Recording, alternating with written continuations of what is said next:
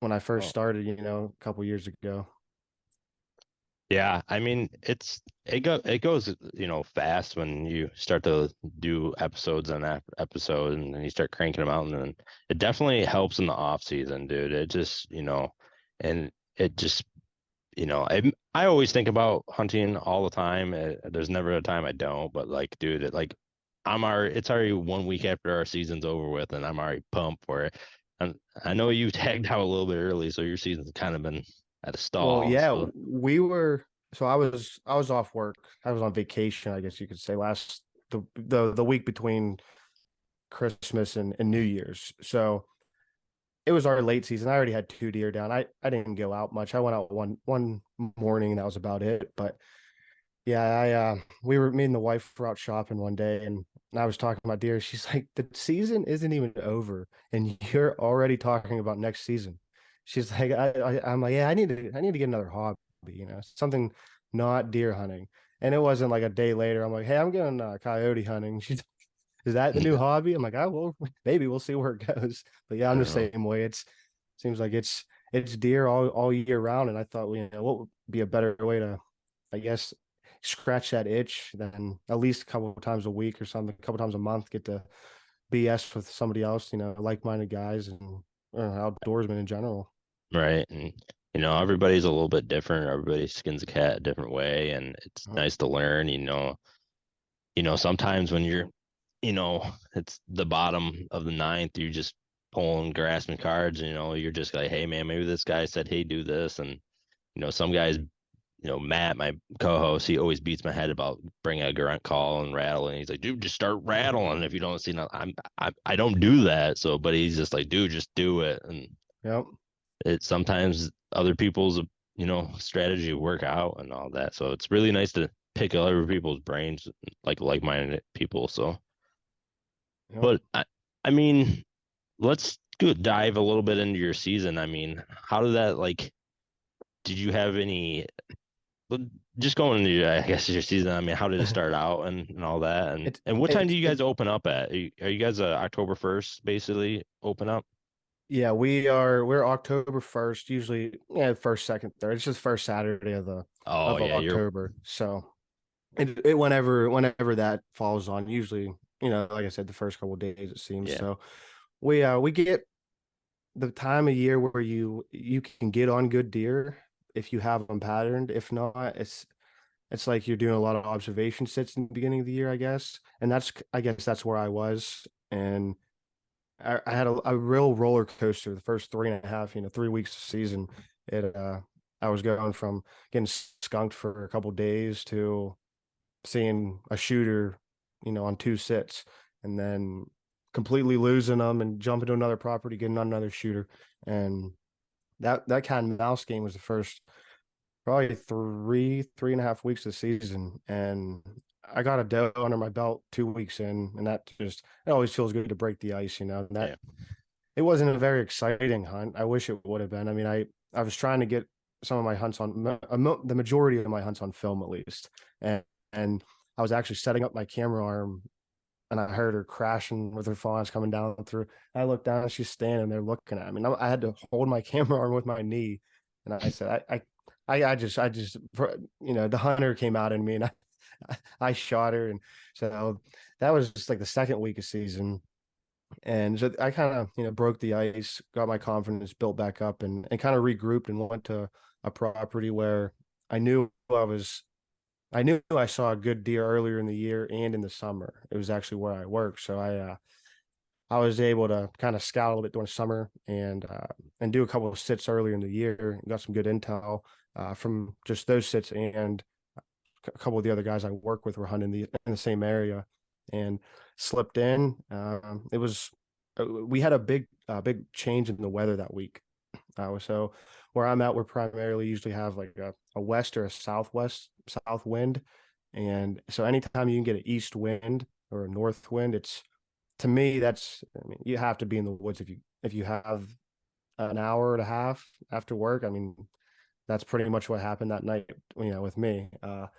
I got into back myself into a creek bottom with the wind blowing in my face. So I knew the thermals would slowly pull down to me as the temperature was dropping. Or I was hoping. I'm still learning the whole thermal game. So, I don't think but anybody knows the thermal game. I think it's no, just like people like I threw a milkweed and it went there. yeah. Yeah. But then I threw a milkweed and it went there. Yeah, I So know. It's like sometimes I'm just like, well, I don't know. Then yeah, I try to, I did some deep dives on thermals like on YouTube and like hour-long video on it. Like after it, I'm like, still don't know. I just get a carry milkweed. yeah, Hopefully hopefully it goes down where I think it is. But yeah, I do definitely love your strategy about going in the creek because I know that one. I think uh Bo Martin like yep. taught me that about going in the creek about how it just pulls that water, that cold and all that. We don't have a lot of, I mean, we do have some creek bottoms and stuff like that, but like swamps, it just like draws it to it. So that's kind of why we do it. But That's funny you said bow because that's exactly where I learned that from. uh, I've hung I saddle hunt a lot, so I've literally hung over a creek almost, and I have hang-ons that are within feet from the edge of a creek, and that's exactly where I got it from because he's a Pennsylvania guy too. yeah, He definitely deals way more with thermals out where he's at than I do. But yeah, I that mean guy's an it animal. oh, is he ever? But Yeah. it definitely paid off. I mean, I don't he came in over my left shoulder, so he would have been walking into the wind, but he was with two does, and for whatever reason, those does split up. One quartered away, uh, the other one cut in front of me. And as soon as I lost sight of him, I grunted and short wheezed, and I mean he just disappeared. Somehow skirted me, and I hear a branch break right before 20 minutes before dark, and he came back from the air the same way that the other doe fed off, and he came right down in, and he looked at me for about 2 minutes at 12 yards, and I was hiding behind the tree in my saddle watching him in my viewfinder because he came right to where that noise was that those calls Mhm. came from. Yeah. And I couldn't do anything, and he had enough of that, bounded off, and he gave me a shot, but it was low light, and my I need to upgrade my camera. I mean it has the autofocus, Yeah. so it was picking up the trees that were too and I didn't get it on film, but like I said, the hunter came out in me again, and I definitely wasn't going to let that buck pass. So Yeah. I mean, that's why I was like going to circle back to like why I don't like calling and stuff. Like you're going in their house. If somebody was in your house and if you heard something fall from like 3 rooms away, you know exactly what room that is. So yeah, when you make a noise, he knows where that kind of that noise was at. So that's like when I do it. But so when he came back, was he on your weak side? You were in your saddle at that moment, right? yeah. So he came in. So again, I when he came in first, there was I think one of those doe had to have been, which was early, but I think they made one of them was hot or getting ready to go into estrus because there was an 8 point, a little smaller 8 point came in directly downwind of me, and he didn't even care I was there. So I don't know if my call was if he would. I mean, he like you said, he came to that bedroom right to that tree, but Right. I was hoping he was looking for that other buck that he I probably thought was the one making that call. But yeah, Uh, so he came back in. It would have been like my 2 o'clock and quartered straight to 12, and he just stood there, and his eyes looked like saucers. And I mean, if he wouldn't have looked up, I don't know what he caught. I mean, I think he caught just my bag hanging or something because that's the only thing he could have seen. I was in a pretty good tree. I thought I was broken up enough, but I mean, at end of October, you still had some good leaf cover, and he didn't get that big for no reason. He knew something wasn't right, and if he would have kept coming the way he was coming, I would have got a shot at. I think that trail was about 8 yards right underneath me, so it didn't work out quite the way I was watching it come. But the final product paid off, so that's all that mattered to me in the long run. yeah. So how far a shot was that? I'm just He looking at the was picture right now of this buck, man. well, yeah, that was crazy. The crazy thing about him, he had a split G3, which we don't Yeah. see very often, Oh, you don't and on this one picture, you kind of can't see it on the yeah, the one straight on, yeah. you can't see that. Hmm. And well, what really threw me off was when I first saw him, I saw the split, and there were like 4 or 5 little fork 4 points running around back there. So my first thought was that's what it was, and then I saw him turn his head, and I'm like, oh boy, it's it's a little more serious of a situation. Right. Yeah. Yeah. I mean, I've had some where Yeah, they, if, well, go ahead. Sorry. I think the when I got down, well, when I first shot, I didn't. I heard it. It sounded like a good hit, but I could see him go down in the creek, right to the edge of the creek, and just start walking. I'm like, man, I know I put that. He was my pro. I had trees and logs marked out. 20, 30, 40. Well, it all started happening so fast. I'm trying to look at which branch, which log was which. And I'm like, all right, well, that's 30. And I couldn't find the 40. And so I thought I knew it was behind him. So I just split the 30 and 40, put it right on 35. And when I shot, I found my arrow at 37 yards. So I guess it was lucky, but like I said, I knew there was a log out there at 40, not being able to see it where he stopped. So when I shot, he didn't react, and that worried me. I mean, usually the first thing I do is call my wife, and I didn't even do that. I got down and just right to the arrow, and when I picked it, I mean, it was just painted in blood. So immediately, then I freaked out. Then I Yeah. freaked out and started making the phone calls. And Mhm. luckily, what was crazy, he didn't. I mean, I hit him a little bit back. I caught like, lung and liver. I mean, he must have been slightly quartered too, and we found 2 drops of blood, but he was dead in his bed at 60 yards. Wow. So the only reason we even found the blood was there was fresh crap right there, and I just happened to hit it with a flashlight and looked right there, and then that's where it must have been where he stopped. And when I was watching him, and that was the last time I saw him. That were the only blood we found. But, I mean, he was right. Like I said, he was 60, 65 yards away in his first bed, stiffer than a board 2 hours later when we went in to find him. So Wow. Wow. So what arrow did you hit him with, or what kind of broadhead did you hit him with? I was using it was new this year, it's a Rec FX4, Rec broadheads, and it's a fixed blade. So yeah, I'm just shooting the Maximus carbon, the reds. The Red And Maximus, yeah, yeah. yep. I shot those Magnus broadhead stingers. I Yep. shot those a couple years, and I didn't have anything bad to say about them, but I saw that new company that Rec came out. I think they've been out for a couple years now, but they started, making a name for themselves. So I thought it was a nice heavy ferrule on it, and their testing that they showed was really tried and true. And I mean, 37 yards, and it was complete pass through, stuck in the ground. Same with my doe. They were, I couldn't complain with the performance on them. I don't know. There's another one I'm looking at this year. Well, yeah, I guess I can say this year now. I Yeah. don't know if you know the Annihilators. Yeah, yeah, yeah. I know the Those Annihilators. ones, those and Afflictor. Yep. Those are two that I'm looking at. So Yeah, I've heard good things about the Annihilators. And then so the one you're shooting, that's a single bevel, right? Or is that a double? no, that's a double bevel. Well, that's just it's a double bevel, but it has bleeders on it. Bleeders in it? Okay, Yeah. yeah. Yeah. I think they do make just a single bevel. Okay. I think they made that and they made an expandable, and then they make the one with the bleeders. Oh, And I haven't I shot Rage for years, and I didn't even have a bad experience with them. I'm kind of a gear junkie in a yeah. way in that Yeah. aspect. I like trying new things. I mean, there's no reason that I change sometimes. I just, No. like I said, I'm a kind of a gear junkie in Yeah. some sense. Yeah, for sure. I mean, I had like iron wills, and I was like, they're sweet, but they're Bennett, so they kind of whistle or whatever.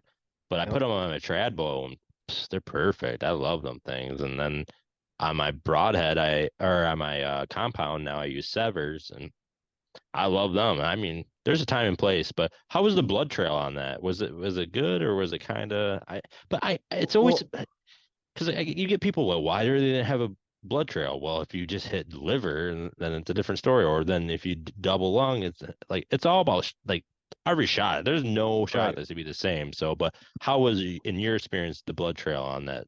On that? With my doe, I honestly, it all happened so fast. I thought I hit her high. And when I found the arrow, it kind of was, it looked fatty almost. So it worried me. But immediately when I took about 3 steps, she opened up immediately. Okay. And I mean, I double lunged her. I mean, Yeah. she sprayed both. I mean, for a fixed blade, I was very impressed with the blood trail on it. But then my buck, now he did push to 30-ish probably. And like I said, I hit lung and liver, but I had 2 drops of blood. Yeah. But so I mean, and he Yeah. died. It's When I cut him open, I mean, obviously he was full. I yeah. mean, he was internally bleeding, but yeah, I don't know if that was like you said, shot placement. If I would have hit Yeah. him double lung, he might have just opened up like that doe did. But Yeah. Yeah. I mean, and it's everything. You can't mimic real life because it's like I tell a lot of people like just to like get your first bow buck or whatever. I mean, you got to shoot a deer. I mean, don't wait for the opportunity for a huge buck to be your first. If you can, go ahead. But guess what? yeah, yeah. Your heart is going to be doing things you never even knew it could do. And So, I've but hunted like, for almost more than I mean almost my entire life, and since I was allowed 12 years old, and I still like to shoot a doe first, just break the ice of the season, get the yeah, knock the rust off, and I mean I'm gonna I shoot my bow, all year long, but for whatever reason I have target panic when I shoot targets, but when I shoot deer, I can keep it cool, calm, and collective when I'm shooting a deer, but a target, I'll shoot the first like 5 or 6 arrows, and then it'll be good, and then yeah. they'll start drifting. Then I start thinking, so I like it to happen fast in the woods. Sometimes I Yeah. don't have to think about it. So what, How do those severs work? dude? Have you shot anything with them? I've I've heard shot great things about them. four doe this year with them. And one shot, I'll admit, was a really bad shot on my part. I both deer, both doe, or sorry. So two different times I've doubled up on both times. So out of these four does, they're both were doubles. But the first one, I was so geeked up, dude, because it was my first deer. I skunked out last year, tag soup on does and bucks last year. So, and this was my first time doing public land in a spot I'd never been to. I was up in a camp with a bunch of guys. So I shot this one doe, and then this other doe came up, and I must have misread yardage or something because I didn't have time to rangefinder, and I shot this doe and it was high, and man, it was like an axe hole in that. Oh man, like the slit was like this wide, dude, and it was that big. I mean, it had an inch hole in it on that one, and then the other ones had great. I, I couldn't and I'm not complaining about this, but none of the blades were salvageable after every shot. So you would have to get Right. the replacement blades. And the the broadheads did their jobs. I'm not, I mean, hey man, if I had to buy new blades, that's all right. I'm not one of them guys that, well, I want to shoot 10 deer with this one arrow or one Right. broadhead. Then I would get that. It's not that for me. I'm just being transparent. Every blade was trashed after that. Yep. So I did notice that when I shot expandables, that was the only thing. They were one and done. And mm, I know a lot of the companies, even a lot of them sell sharpening kits for their blades now, the fixed blade single bevels or something like that. But even I think the FX4s, I think, and I know a lot of the Magnuses, they sell replacement blades, and I'm gonna do that like you every day. I mean, just to me they do their purpose once, and I'm not gonna. I know it takes a lot of time to sharpen broadheads, and I don't want I don't I the patience for something like that. I just tedious the tediousness. yeah, I would rather. I'm not shooting like I said. I'm not the iron wolves are what like $100 I think. yeah. Six of them was like 220 with like a Yeah, little cool little case that came with them. I was like, wow, this is. yeah. But But I mean, they I were think I really paid like expensive. Yeah, go ahead. yeah. Sorry. So I think I paid like $50 maybe for three, and I shot 2 deer with them. And I mean, and I could use them again. There's no doubt. But if I didn't, if I wasn't able to use them again, I would much rather be out $50 than 225. Right. Yeah. And it's like it's not like I don't know if you're throwing them away like them ones like I'd keep them No. around it like Yeah. them be my target arrows Yeah. for Yeah. my and all that and that's what I did with the other two. I kept the blades were all bent up but I mean I don't think they will fly any different when they're closed up and I just put the set there's like No. a set screw. I don't think they're fly. Hmm. Them are just gonna be my target arrows. Yeah. I do like that Sever. You can buy them individually too, but Okay. they're in. So you can buy four, you five, or just two, or whatever. So like, so it's not too No, bad. I mean, you just you don't have to be fully committed then. you're right, and I like did see a company. I don't know which company. It was like a side company.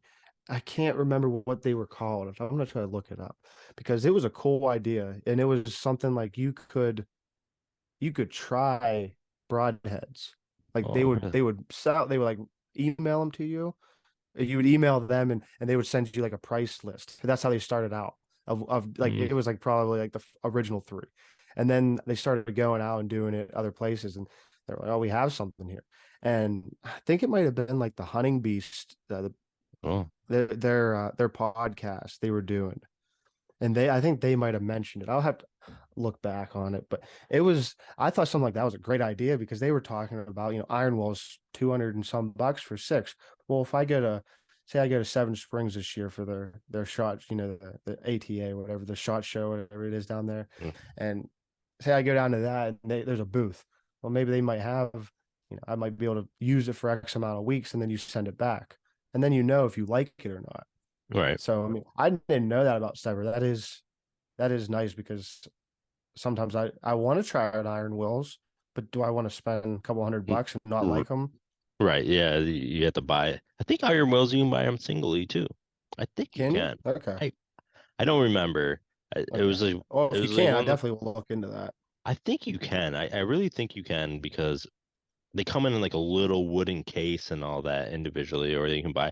I don't know if it's any cheaper, but I just really wanted that. It's like a little like SKB case, dude. Like it's like a little case that they come in, and it's pretty sweet. And it's one of them, and I love it for my recurve because like I hate, dude. I'm a clumsy guy. I'm really that, and I can't put arrows in my quiver because somehow they'll come out and I fucking slice my Oh, finger on my bag and shit. So I have to like take my broadheads off and put them in that little case or I'll cut myself. So, but just to kind of go back real quick, I mean, is there like a summer and fall pattern for deer in your area? I mean, is it like first like 2 weeks of October? I mean, I know every year is probably a little bit different with temperature and like that, but like, is there like a suitable time they're kind of on a pattern, then they switch totally because of the pressure or just food or I would say it's food.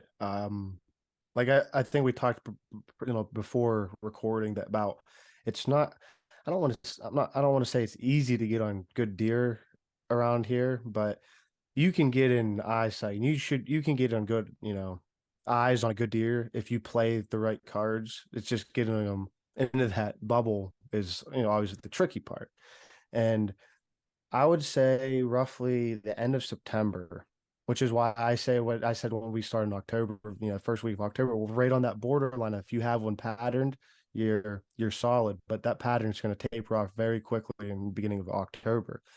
So right after their velvet comes off, you'll start seeing them moving out of the they'll bed more in the hardwoods around and the field edges close to food.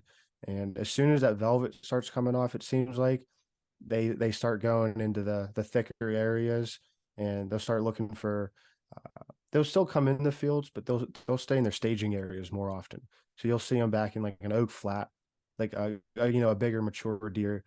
You'll see him maybe 7,500 yards back in the woods on an oak flat, browsing while there's a handful of doe in the field, and that goes like you said year to year because the past 2 years around me we haven't had a great acorn drop, so it seems like that's why I was having such a hard time this year because of the places I usually would jump right on deer where there were acorns or certain food sources. It just wasn't happening because those areas were dried up for one reason or another. And so I had to start going to other food sources. And I think if you can learn just not necessarily their pattern, because I mean, you can drive by any field around here in the summer, they're going to be deer in it. And everybody will tell you it's like they know it's hunting season. No, they don't know it's October and hunting season starts. It's their food source changes. I mean, they don't like to eat the brown, dried up soybeans. Mhm. So they're going to go find the acorns that are fresh and dropping. Well, if you have red oaks around here, they're going to eat them. But if you have white oaks 100, 200 yards away, they're going to be on those white oaks. Mhm. But if as soon as those white oaks dry up, it seems like that's when it starts cooling off. Well, they're going to take the food that doesn't taste as good, but they're going to be able to eat less because they're bigger. So it seems like one of those things. I'm big on historical data. So, I mean, before I had my son, I knew my time was going to be limited and limited in a good way. And I strategically, like all through my Hunt Stand app, I color coded like winds and so if I got off work, all right, north wind, that color white, find all my white pins and pick one to hunt. So I mean, going back to that is historical data definitely helps if you have the time to go out and scout all year. Just I'm not saying you need to be in the woods 50 weeks out of 52 or anything like that, but if you can just take a walk every month or so, in the summer, and just see how the food changes and the cover changes. I mean, I know probably where you're at, that's how it is. I mean, November doesn't look anything like August in the woods, you know Yeah. and I end up find where all the deer came out of.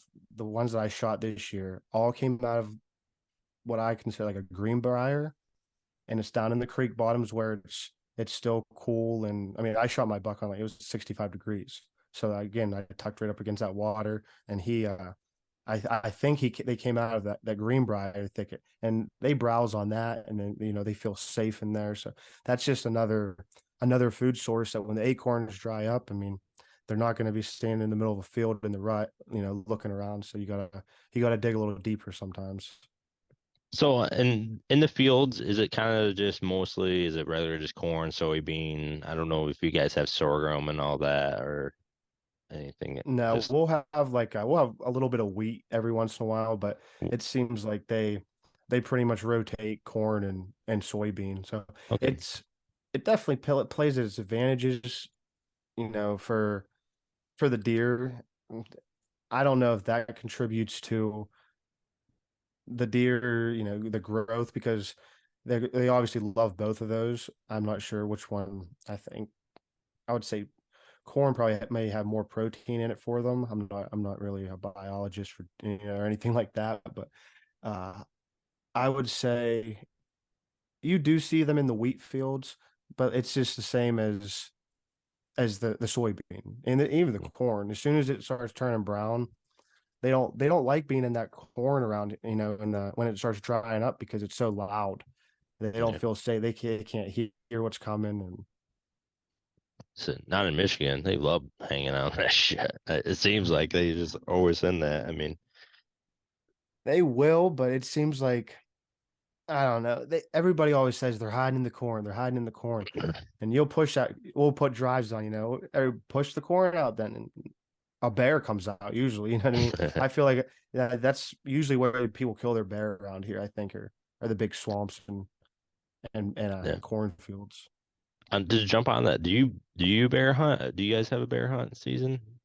We have a season. It's a huge tradition, and Yeah. with my last name, you'd think maybe I'd get into it, but no, Mm.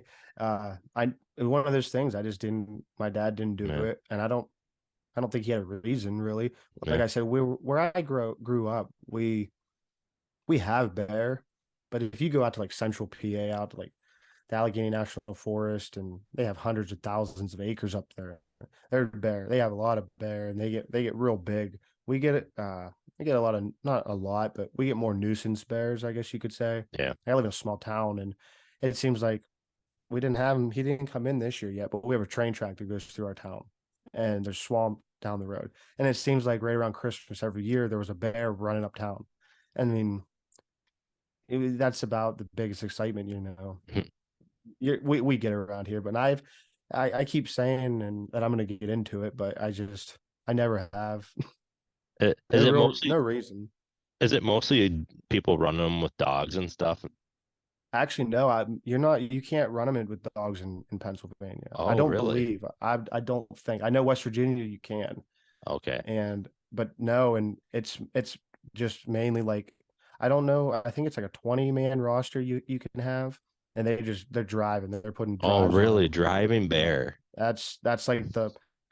I Oh, mean, obviously, if I've known guys have shot them with a bow, and they were hunting edge of cornfields. They knew from trail cameras that they lived in that area. But right. yeah, when it comes to rifle, they're putting on like they'll probably stand 5, 6 guys, and the rest are pushing. I mean, Really? they're covering ground. That's what everybody says. You got to be. You're putting on the miles. I mean, and they're in the thickest, nastiest stuff around. Oh, So I mean, I bet. I mean, yeah, that's a different. Like in Michigan, we have like 3 seasons. I don't know if they're like 8 days or 7 days or something, but it's like week one, week two, week three, or something like that. But like the first week, can't run dogs, and then the second week you can do normal and then run dogs and all that. Like I'm not opposed to running for dogs and all that. I mean, it's time and place maybe is good. It doesn't appeal to me.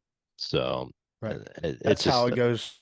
There's guys I work with. They're big into predator hunting too, and that's another thing I've never done until a couple weeks ago. I went out, and the one is he's more of what they call a set hunter. He likes to call, and the other one's getting into dogs real big. And he says that is a blast to. He's like it's just as fun not if you don't even get any shooting in. He's like just the adrenaline when you hear him come.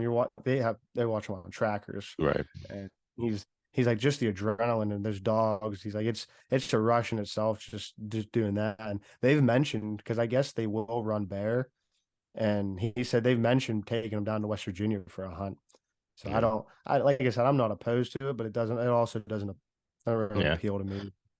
It was like my buddy Matt that does the co-host with me, and he has a beagle, and we just use it for rabbits, and it's super cool to see the dogs work. I like, and Yep. they all, it's super cool and all that, and it's super like I'm not taking nothing away from them guys that do all the training. That's a lot of dedication and all that, but you know, some people like spikes and some people like Yep. 150. So I mean, different strokes for different folks and all And that. it is. Yeah. So. I mean, if you typically, what's your favorite season to hunt? Like, in say, would you like early season or that more October pre-rut or actual rut or late season and all that? I'm a big fan of I guess you can call it pre-rut. I when you start seeing the seeking happen, it seems like that's where if you I'm gonna go back to the historical data again. There's one spot I've hunted for years. It just seems like every year there's a hot doe. That first doe goes in right in that area. And there's a big, good mature deer within 75, 100 yards of that bedding area every early season. And he might come through once or twice. He might live there with her. So it seems like if with for my style at least, for I put a lot of time in scouting and I note down everything, and keep tablets and everything, just everything that I can do to give me a little flashback on if I have a brain fart. And so yeah, I don't know, it's difficult to Hmm. And do you think it's you kind of like that? Because I think I heard on your podcast that you kind of like that time in the woods because it's right before everybody, all the out-of-staters come in and all that and start to get well into yeah, because stuff like like. so the public land around here is that way. Like, Okay. if you want to hunt the public land, you have it almost to yourself the first like month and a half, until the rut. First of Right. November, everybody takes their vacation, and then Correct. it's just, you might as well just. I'm not saying that I'm not calling them bad hunters or anything like that. It's just it turns very popular. A very Right. high pressure, very fast, and it's right when those deer are not wanting to deal with pressure, and Yeah. it's not necessarily the bucks that you're running out of there. Yeah. If you run the doe out, you're running the bucks out. Yeah. So I'm big in that pre. pre-rut seeking time, just because I think that the Bucks are just like mine was this year. He's curious enough to put himself at risk, but he's not full blown, you know, hauling ass through the woods where I can't get him to stop. And to me, Yeah. it's fun. Don't get me wrong; it is a blast to hunt the rut, but it's also very frustrating sometimes Oh when yeah. that stuff like that happens. Yeah. So I think that I've had most of my success, I would say, like the 20th through the end of the month of October. And Mhm. then if I'm not able to kill anything there, I mean obviously I'm still gonna hunt hard, throughout the rut. And I'm not a big rifle hunter anymore. I've had too many, well not too, I've had a couple bad experiences with bullets whizzing, and it's just we deal with Amish, and Are, it's are not you sure pretty. you don't live in Michigan? Are you sure? It sounds awfully Yeah. a lot And similar. I took my bow out this year for the first morning just because of where I was at. I knew if I no nobody was be shooting that around there, and then I that was the only day I went out for rifle this year. But I would say if I'm not tagged out, then I late season, just because I'm gonna dig through those notebooks or those my historical data and look to where did I see any kind of green food in maybe January or December a couple years ago. And I'll start diving into those spots, even if it's ferns. Or I read somewhere it was today. It might have been Bo Martonic, actually. I'm not sure. It may have been talking about 15-year-old. No, it's a guy. I think it was Shirk's Guide Service. He's a big uh, Pennsylvania. He's like out in the central part of the state, and he guides on public land, and I don't think he makes much of it. I think it's more of it's a hobby for him. I mean, I can't quote anything on that, but he said that we have a lot of clear cuts. They do, at least out there in the Allegheny National Forest, and that's where everybody says that's where you want to hunt. And that's where he was saying like the 15-year-old clear cuts, they might not pop they don't have the green buds on the fresh cut, but that's where all the ferns and the green roots are. So you got to think, okay, well, that's probably going to be the only thing green come this time of year. So those are the kind of places that I would say I find myself I'm not holding on to, but I'm not necessarily worried that if I have a tag coming after Christmas. I know it turns into almost like it was in the beginning of the year where public land is almost there's hardly anybody out there anymore. Once rifle's over, you almost have it to yourself again. Yeah, I love that late season and all that stuff too. I mean, but I mean, how late does your season go for? I mean, I when's think your? I think Saturday's our last day. Oh, okay. So you're Yeah. Yeah. about most of the people. You're not Yeah, like but see, we have like a break. We have like a 2 week break where you just can't kill anything in Pennsylvania. It's like you can archery comes in the first, I think it was October 1st this year, and goes till something like the 15th of November. And you get a couple days off. And the Saturday, it used to be, this is another big thing in Pennsylvania. It's a hot topic still. Pennsylvania used to have a Monday opener after Thanksgiving for rifle. And it was a tradition where everybody after Thanksgiving, they went to camp for the weekend. I mean, it was we didn't go to school on Monday in Mhm. Pennsylvania. I don't even know if they still do, but when I grew up, Monday was a holiday in Pennsylvania because it was a first hit rifle. Right. And that made a lot of people, not too happy, but then now we're only allowed 3 Sundays to hunt. So that first Sunday they let you hunt. So they tried to make it, you get 2 days. What? But yeah, I mean, it goes then, and then rifles only like 2 weeks, I think, and then you have another break, and then you got like the day after Christmas is when you get flintlock and archery come in until this upcoming Saturday. Wow. Yeah, I mean, I just don't. I understand the Sunday thing, but like you would think they kind of would just involve. I mean, as a Pennsylvania resident, would you want to hunt every Sunday? I mean, I wouldn't. I don't. So I had this. I talked to somebody about one of my guests about this, and for somebody like me, and I think you might understand where I'm coming from because we talked before. We're kind of in similar professions where I work 50 hours a week and have a family. So when I have the time change around here, it happens to be the rut.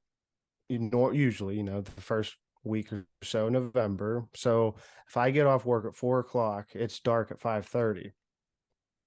If I decide to saddle hunt that night and sell film, which that's how I enjoy hunting, I am very, very limited for the best time to hunt. So, quote unquote, best time to hunt. So then I'm strictly down to Saturday, and that's my season. You know what I mean? So Yeah, yeah. in certain time, like, I do understand. Yes, I would like to be able to. Not saying I would hunt every Sunday, but like I mentioned in my podcast with my guest, that it that time change and all that doesn't affect my family life. At 5:30, my wife and kids, they're still they're awake, and I'm eating dinner with them. I'm spending time with them. So me going hunting on that Sunday, that isn't necessarily taking away from my family time or my personal off Right. time. So it's everybody, they're gonna have their own feelings. It's the same like I said about the whole Sunday or Monday not being the first day anymore. I mean, Right. I honestly don't see it going to full time Sunday, and I don't know why. I haven't talked to anybody, the right person, I guess, to find out, anything, any rhyme or reason of what, why they're holding it back. But I don't know. It kind of seems like where I'm at, people don't take advantage of it. It's like they feel wrong for the days that they're allowed to hunt. Like you definitely don't see the game lands packed. The road. I mean, some of those places you'll see trucks just lying down the roads, and on a normal, like on the first Saturday. Well, I guess it's the second Saturday now, but yeah, it's definitely a hot topic in Pennsylvania. Yeah. I mean, yeah. I mean, as a working guy, that was like a big argument on our last one, and everybody was saying about us taking away a buck tag and all that. They're like, well, I'm the working man. I can't imagine, like you said, like once that time change, I go to work before daylight and I get out before daylight, I mean daybreak. So you only have Sunday. I mean, God, I can imagine because when my season, we're getting into the rut and all that, even after the rut and stuff. Uh, like during December, like every weekend, my wife knows I usually take off in the morning. I get home around 11:30, and then I'm back out by 3 o'clock. So like I couldn't imagine you literally taking away 4 of my hunts, or yeah, Yeah, basically 2 of my hunts every week. Like, and and I don't. that's my only real argument and about it. I mean, I put it in a that's my and my neighbor, he might not feel that way. You know what I mean? He might be like, well, I work 6 to 2, so it really doesn't, it doesn't affect my Right. life, and I don't want to hunt on Sunday. Well, you It, can't make it, everybody happy. it's kind of like sometimes when I drive in subdivision and I have jobs in subdivision on Tuesday at 1 o'clock in the afternoon, there's people walking around and doing. I'm like, what do you guys do for a living, dude? Like, what do you like? You guys Yeah. just hanging out, just fucking. I'm like, dude, I wish I got the time to walk around and all that on the weekday. Or I got a couple buddies that are like, they'll call me like, hey, you want to go do this? I'm like, dude, it's I'm working. Wednesday at one Yeah. o'clock. And like, no, I gotta work. Like, I got 2 more days of this shit. You think I'll call you in 5 hours when I get home. yeah, I know, and I'm probably not gonna do anything. Nope. No. And then when the weekend comes, I want to hunt. But yeah, Right. I'm lucky that my wife, she definitely I try to earn my brownie points throughout the year, and try to help out, as much as I can. She's very supportive of it. So that definitely helps. And she does not understand hunting. She didn't come from a hunting background. Her parents didn't hunt, her family didn't hunt or anything like that. She never ate deer meat till she met me. And I'm like, what? You grew up in Western Pennsylvania? She's like, well, nobody in my family really did. They just didn't hunt. Yeah, And I'm like, well, and now I mean, she loves deer meat. My son eats it. He'll be 2 next week, and he eats it. So it's it's definitely part of the household. that's sweet. Well, I think I got some. I don't know. I should have went over with them these. So some out of the box question. What would be your dream hunt, dude? If you could do anything in the world, no money, no time, whatever, you could go do it tomorrow. So I have a top three, Okay. and number three will be I axis hunting in Hawaii. I just think that would be I just think it'd be awesome. You know what I mean? Yeah. Like the just the tropical hunting, the views. Uh, Number two is definitely a red stag. I've heard the roar of those are just so, and again, the scenery. I mean, you're over like Yeah. Newfoundland. I mean, it's like Yeah. where like Lord of the Rings and all that. You know what I mean? Yeah. Like that's just crazy over there. So that would be, but number one, top of the list is Yukon moose Oh, would okay. be my number one archery Yukon moose would be. I don't know if you follow or watch Chris B, but Yeah. he his video just came out and that did not help my itch anymore. I mean, I know No. it's they say better you hope you started saving when you were like 20 because they say it's not it is not Mm, cheap, especially if you get one. So no. And do you know who oh man, now I'm trying to think of his name, Huntmaster, I can't remember. Greg Ritz. You know who Greg yeah. Ritz is? Yep. Dude, he went on like 4 moose hunts before he killed his mutt. I'm like if he didn't have sponsors or something, I was like, I couldn't imagine being like the average Joe, literally, and Right. there's no Yeah. way I could. After the fourth time, after the second time, but no, I ain't. Yeah. We're getting the rifle. We're getting the rifle out, and Yeah. we're Yep. blasting. Yep. Yeah, man. That would you want to do like a drop camp, or would you want to do like a float down the boat or whatever? Or, I think I would definitely want to drop camp. I mean, yeah.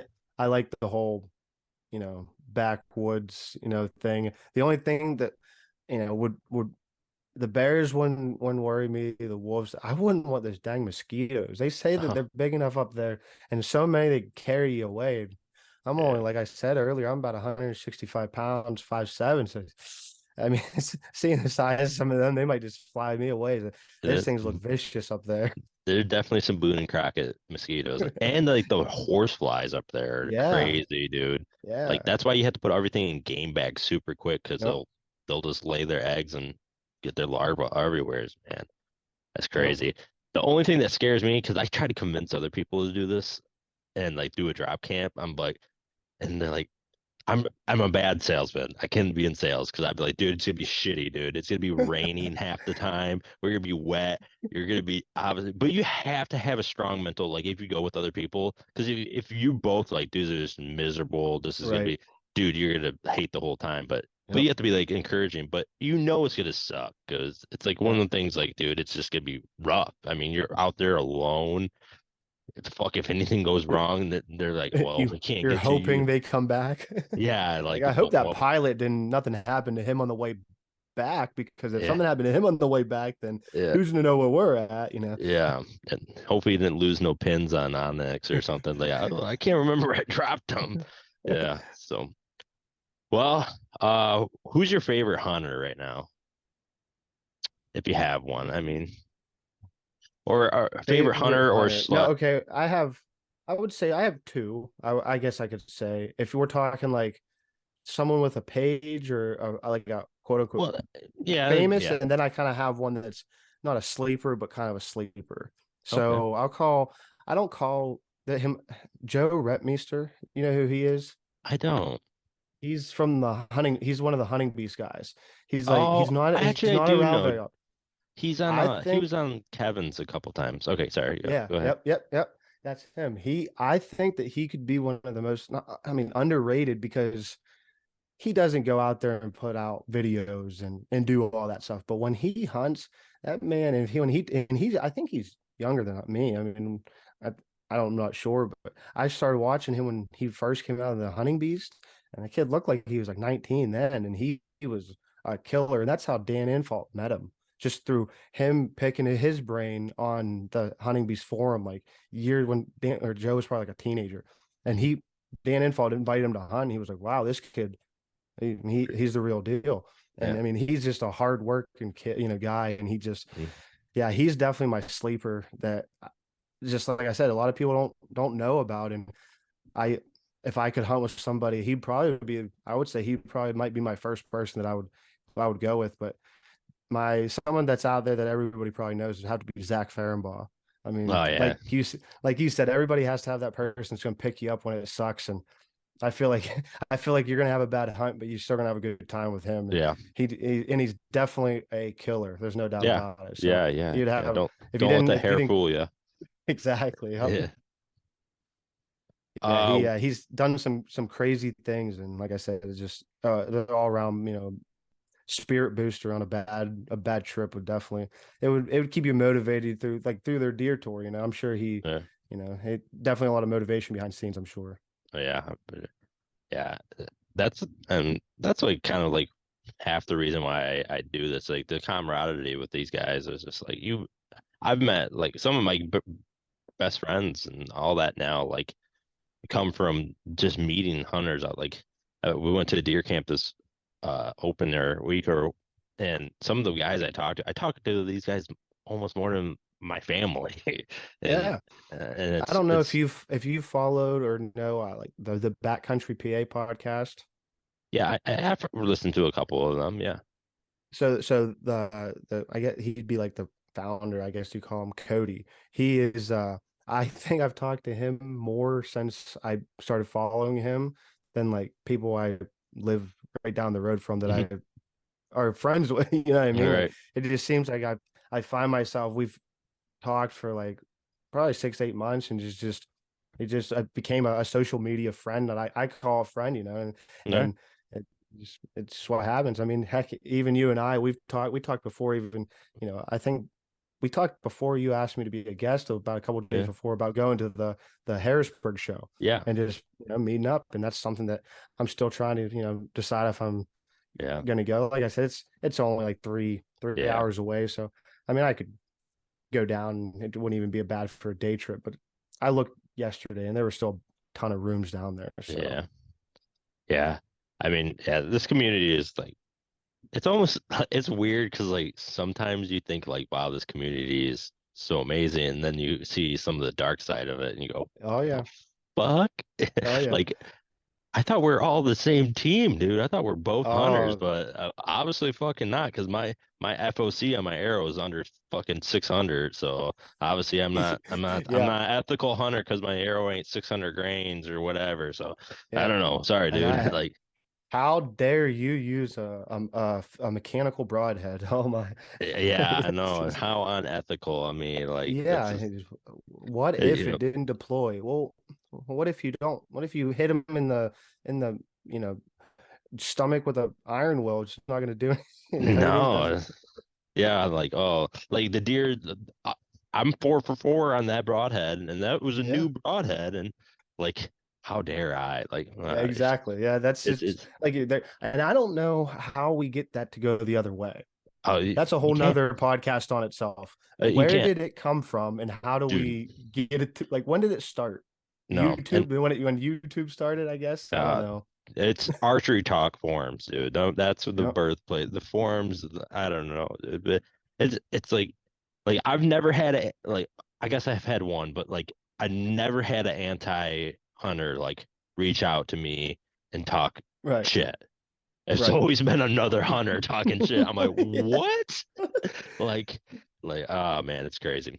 How about this? Even my boss is that way. So I shot my buck this year at work, and everybody there is like, "Holy shit!" Like it's like I told you, I'm guessing he's gonna break 140, and around here, it's a, it's, I think that's a monster. I think So that anywheres. I don't know yeah, where that's not a good deer. I mean, I'll give him credit. He didn't see the deer in person, but he saw the pictures, and the first picture was like, oh, on me holding it, and he's like, "Well, yeah, of course it's gonna look bigger if you stick your arms way out." I'm like, Oh my God. my arms are bent. Yeah, he made it look a lot bigger than it probably was. And I'm like, okay, well, let's talk about your 15-inch spread 8 point that you shot. Like, yeah, I don't care what you shot, but like, I shoot the biggest buck of my life. And he's like, wow, the picture. Like, okay, appreciate it. I can't remember. Do you know who the working class bow hunter is? Yep. Uh, Yeah. I think it was Ross Bigger, or I can't remember. Like one year he shot a 200-inch buck, and he took a picture straight arm. and like they were like attacking him about it, and I was like, bro, it's a 200 inch deer. Yeah. Like how? And he's like, and it's like when the deer's that big, what do you gotta put it? You can't Yeah. fit it in a frame when you do it like this. I mean, Yep. even if you do it like this, dude, you Yeah. fuck. Oh man, I I just don't know. saw a picture the other day. It was like I think it was like a 9 pound bass or something. And I was reading the comments. Somebody was like, "Oh, hold it out a little further." And the next comment was, "You can't hide 9.5 pounds. Yeah, Like it's still like 9.5 pounds. Like he's not. Like, what the hell are you talking about? Look at this. Like yeah, this looks like a bowling ball in his stomach. Like yeah. it just yeah. I don't know. Like I said, I don't know where it started. I just don't. Unfortunately, I don't see it No, it going won't. the other And way.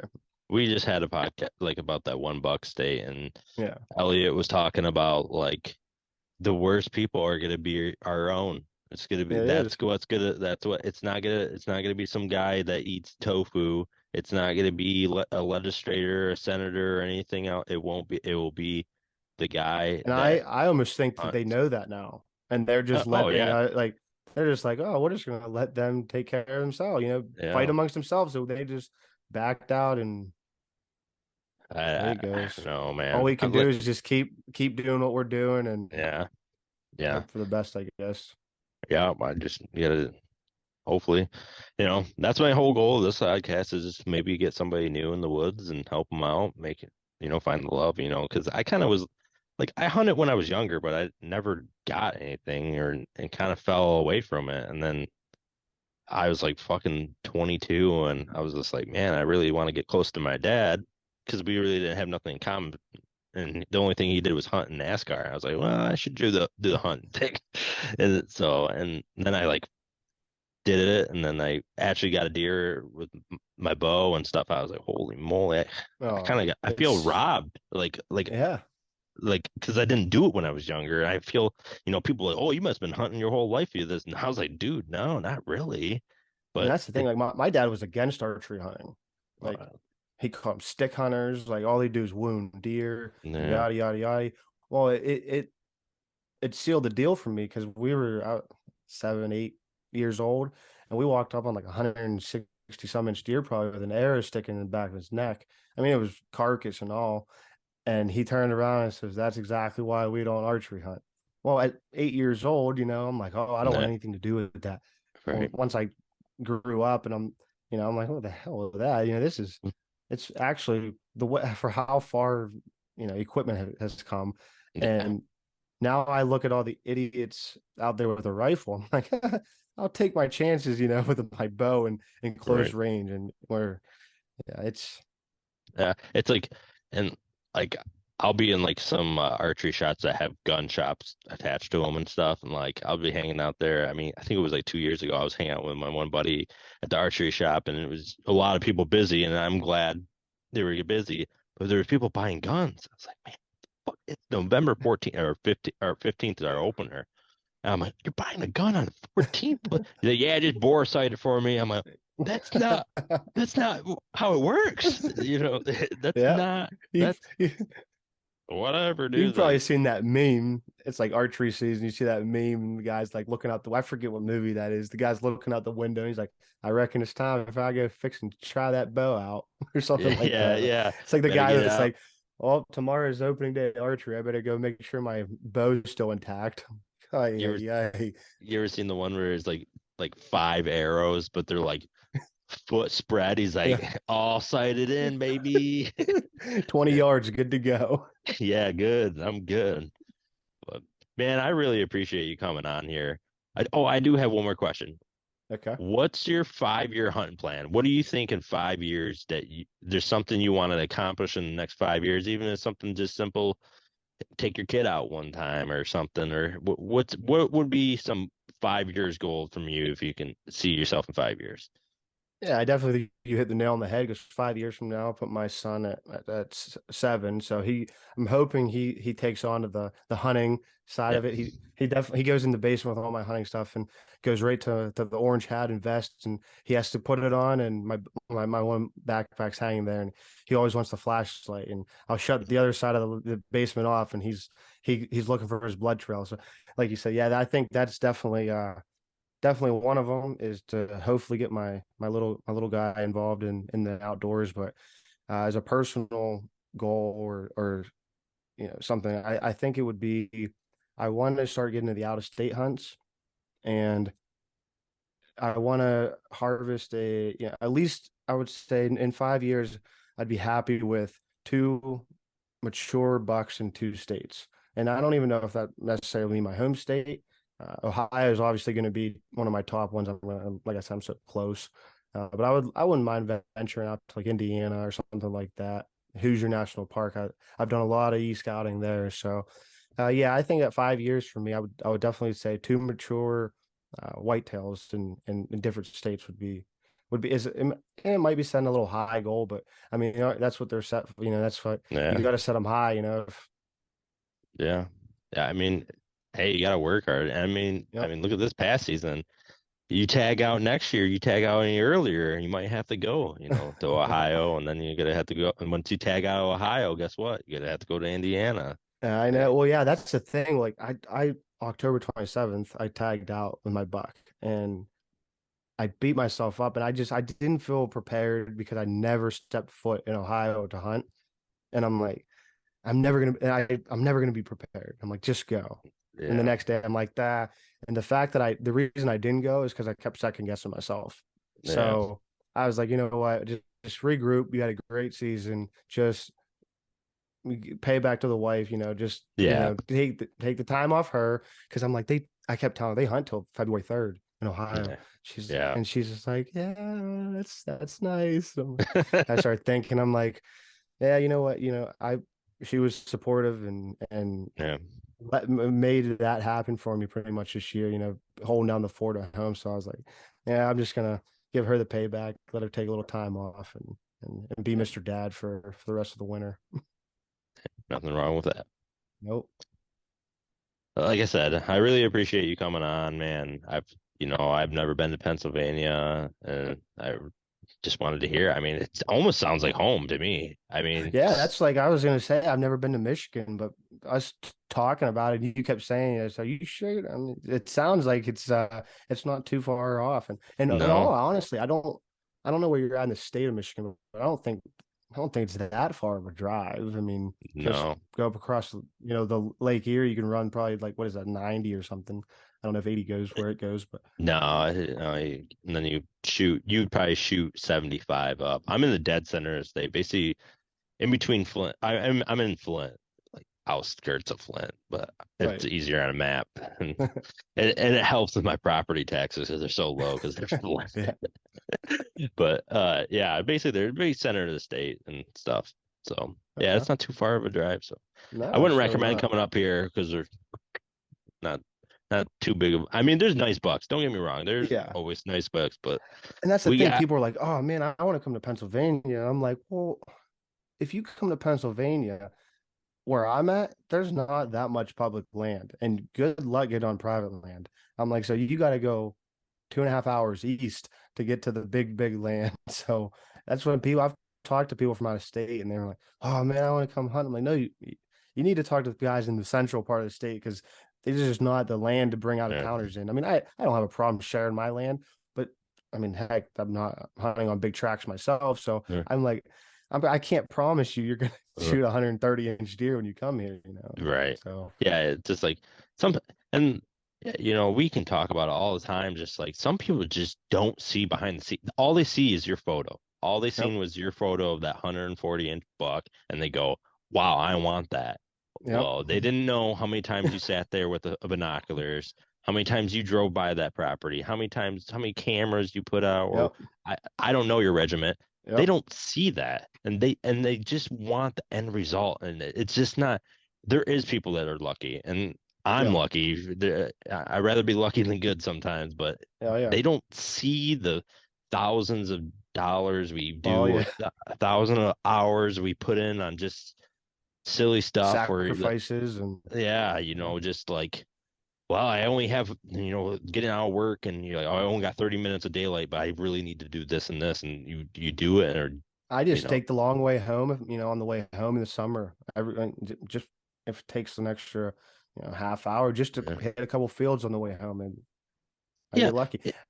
And people will say, hey, well, that's not that much. Well, then why are you doing it? Why are you Yeah, not putting in the exactly. work? Like, and all that. And I And don't it's know. even good just like drive by the public land that you can see if there's vehicles, and everybody's like, well, they're not hunting in August. Well, I understand that, but I'd like to know if there's people walking the trails, or if people are running dogs, or people are Yeah. riding bikes, or people are fishing over there. Yeah. Oh, The deer don't yeah. know that they have a gun. They're not gonna go, yeah, that Yeah. guy has a, that guy has a fishing pole. He does not hunt me. Yeah. They go, Yeah. fuck, that's a human. I'm out of here. Exactly. Yeah. So, Yeah. so, so, yeah, man, I really appreciate this. So, if anybody wants to go check you out or your podcast, where can they go and find you? I am on Instagram, Charlie Baer, and Baer, last name there. That's my personal page. And then the podcast page is The Origins of the Hunt. That's also just on Instagram. So yeah, I mean, I really appreciate you having me on. I can feel like we could have sat here all night and just BS, but we have stuff to take care of and lives to live. So we'll Yeah, hopefully catch on, and I'd love to for have you sure. on. Love to have you Yeah, on dude. mine sometime, man. Yeah, for sure, man. But I don't have a catchphrase or whatever, so I'm gonna let you do yours. I need to figure one out. So if you can get one for me, it's got to be like up to the next generation or something silly. I've Yep. been working. So to close it out, we'll do yours because I love yours. I love yours. Yours is Yep. great. Yeah, I always finish off the slogan of my podcast, and I always finish it off with just thanking everybody for tuning in, and always remember to just keep learning or never stop learning.